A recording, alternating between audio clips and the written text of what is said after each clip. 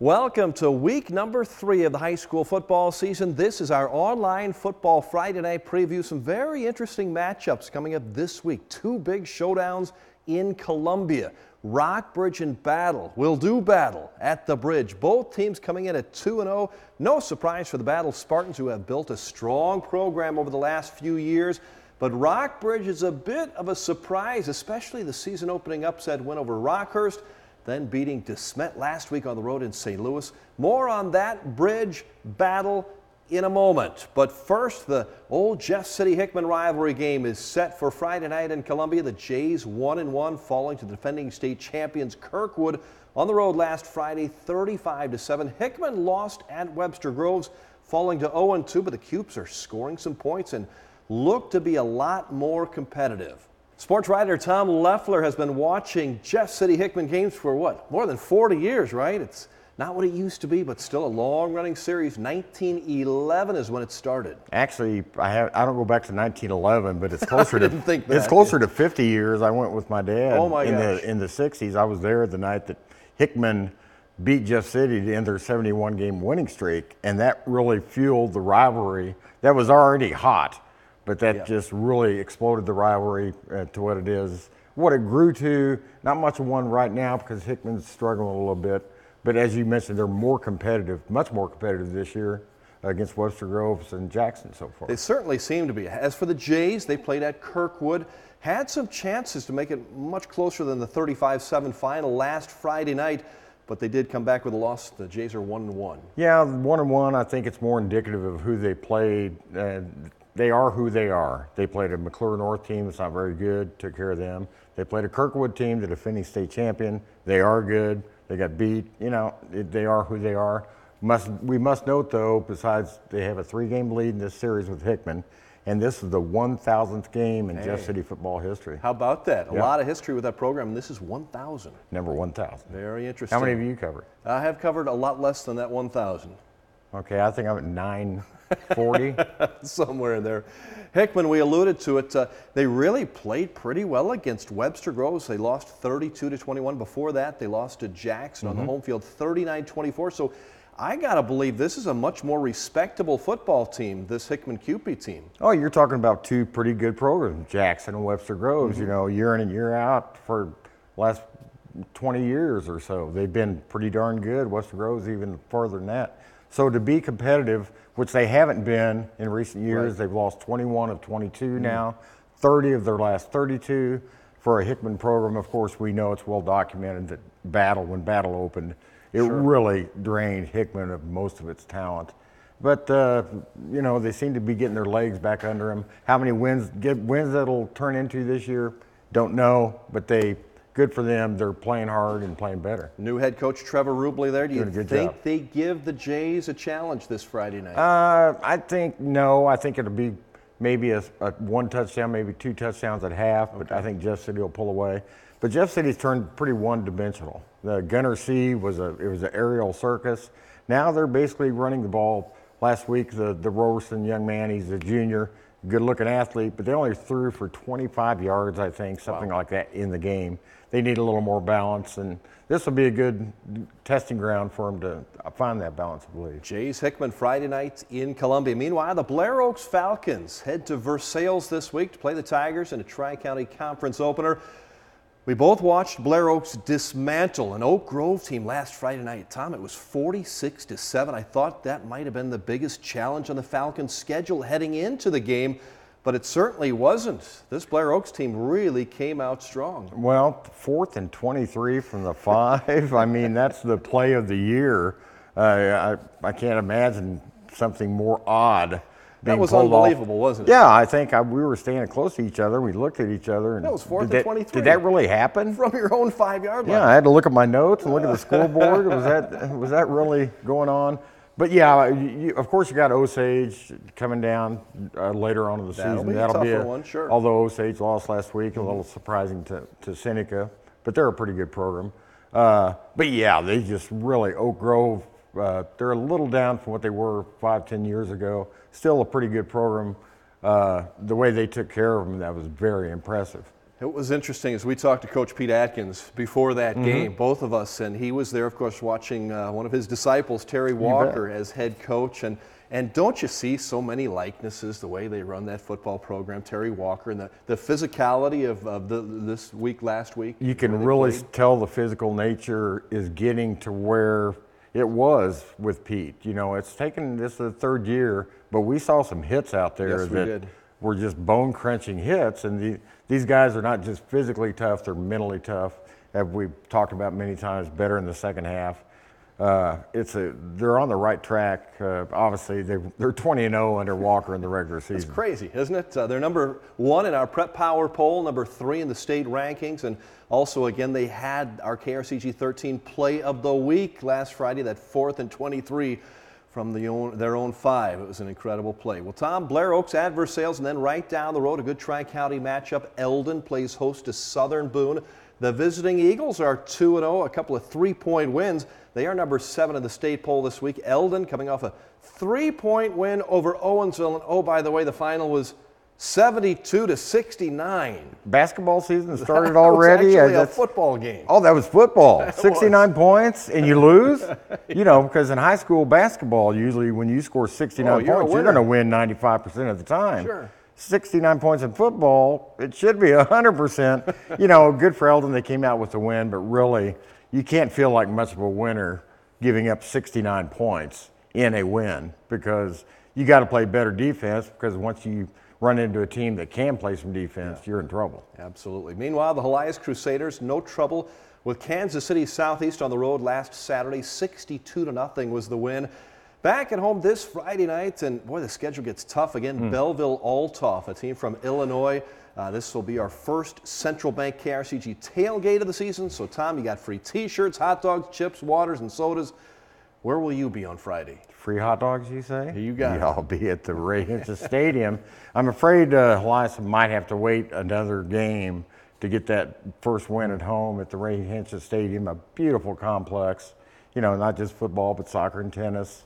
But Belleville-Altoff, I think, is just a cut above Helias. Helias took care of Southeast, but they're kind of a dysfunctional football, I wouldn't even call them a family, a gathering. Okay. Much like McClure North, you know, both those teams are just not very organized.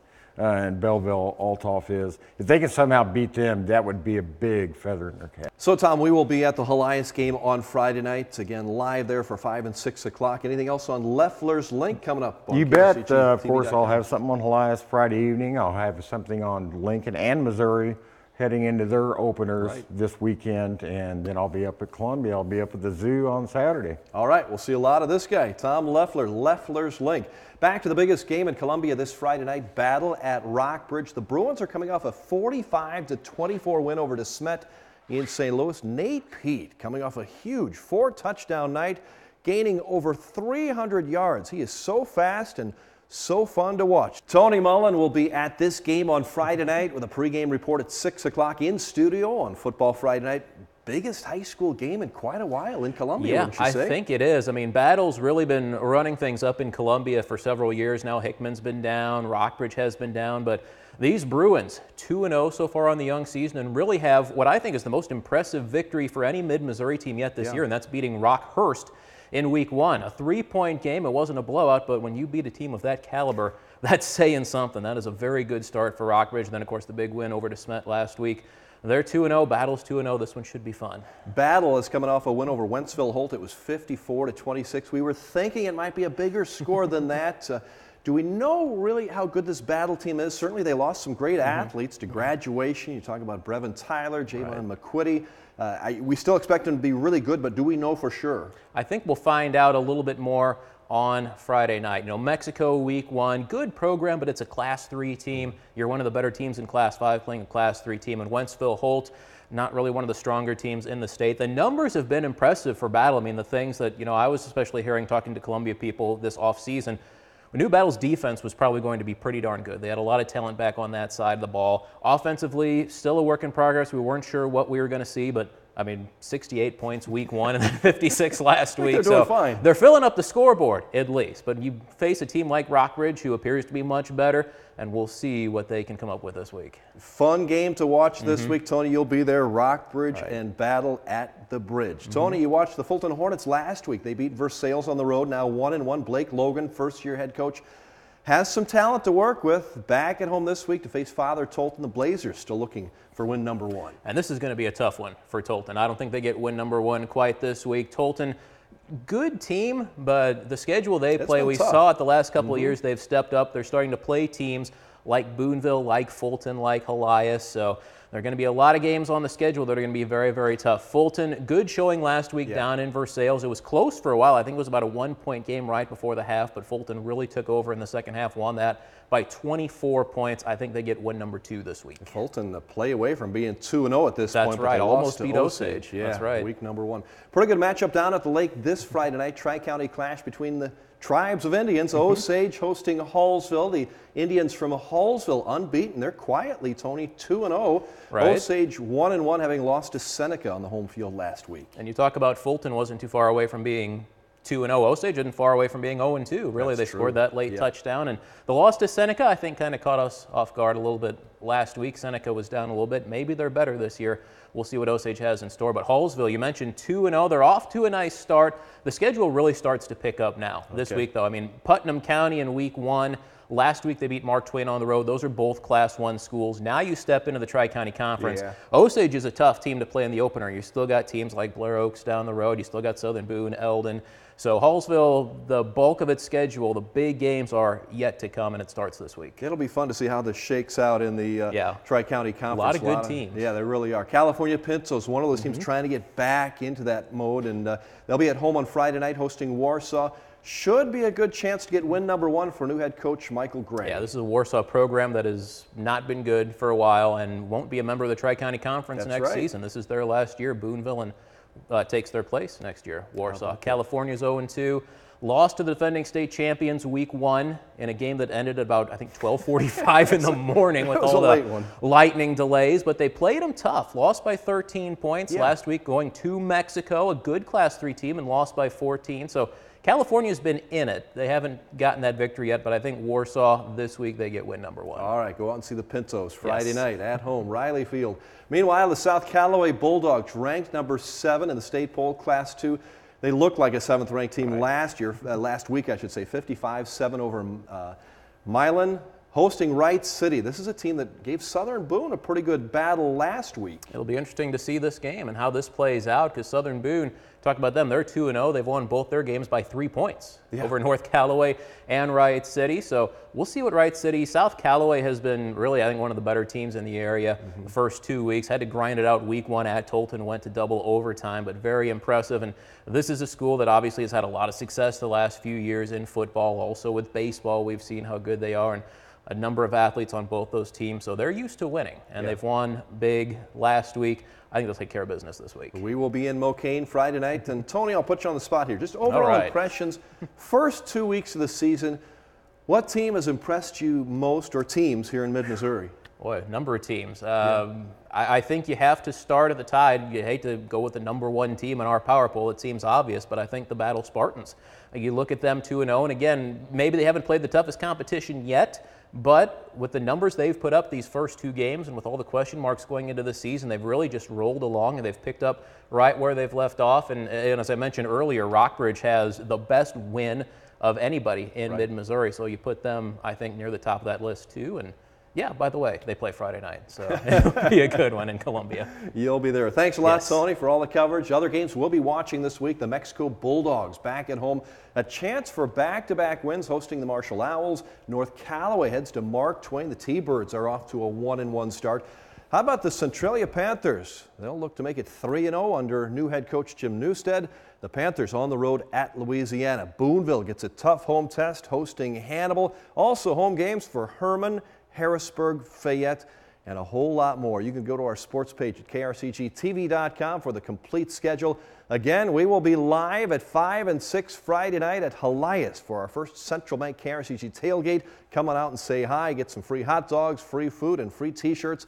Tony Mullen will have that pregame report from the Rockbridge Battle game. Josh Kurlak from the Jays game at Hickman. Big night in Columbia. Then the Missouri home opener Saturday morning, 11 o'clock against Missouri State. Lincoln is on the road at Langston coming up this Saturday. Enjoy the football weekend. We'll see you on a Football Friday night.